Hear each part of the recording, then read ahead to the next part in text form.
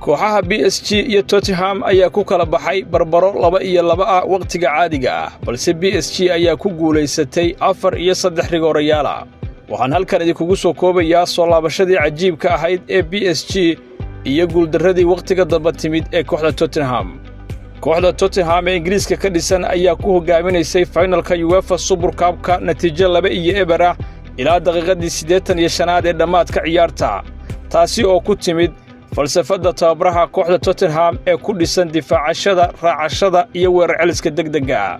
hase ahaatee tababaraha Isbaanishka Luis Enrique ayaa dib u saxay qaladaadkii shaxdiisa waxaana goolkiisa ugu horeeyay ciyaarta daqiiqadii 85 dhaliyay xidiga indhayarka ah ee Lee Kane kaasi oo soo yareeyay farqiga goolasha.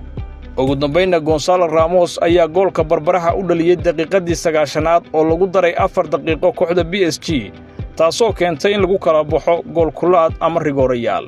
PSG ayaana kooxda Tottenham ku garaacday 4 iyo 3 rigoora taasi oo siisay koobkoodii ugu horeeyay ee UEFA Super Cup waxaana ay sidaasi ku noqdeen kooxdii ugu horeysay ee Faransiiska ka dhisan oo ku guuleysata koobkan. Ousmane Dembele ayaa loo doortay ciyaaryahankii ugu fiicnaa kulanka kadib markii uu caawiyay goolka barbaraha ee Gonzalo Ramos waxaana ay tani sii muujinaysaa inuu u sii dhowaanayo ku guuleysiga laacibka dunida ee sanadkan. haddaba maxay ka yiraahdeen tababarayaasha labada kooxood natiijada kulanka? Luis Enrique tababaraha PSG waxa uu yiri 80 daqiiqo uma aanan galmin guusha Tottenham ayaa xaq u lahayd inay badiso. wuxuu kaloo sheegay inay nasiib ku lahaayeen inay guuleystaan maadaama ay 5 ama 6 maalmood oo kaliya tababar ku jireen ka hor kulanka iyaga oo ka mid ahaa kooxihii ka qayb galay tartanka Club World Cup-ka oo ay finalkii guuldaro kala soo kulmeen Chelsea. geesigii ciyaarta goolhaye Lucas Javier ayaa ciyaaray kulankiisii ugu horeeyay ee PSG isagoo oo bedelay Gianluigi Donnarumma oo ka maqnaa listiga ciyaartoyda PSG ee kulanka taasi oo dhalisay hadalhay ku saabsan inuu kooxda ka tagayo. wuxuu badbaadiyay rigooro muhiim ah taasoo ka caawisay PSG inay koob ka qaado.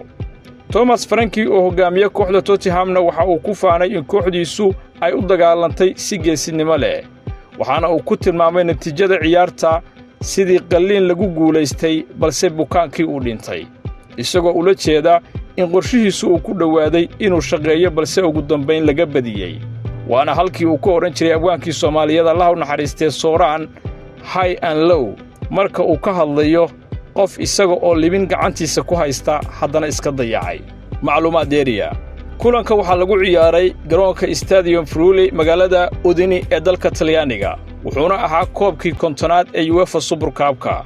tirada taageerayaasha ee garoonka soo xaadirtay waxay ahaayeen 22,525 qof.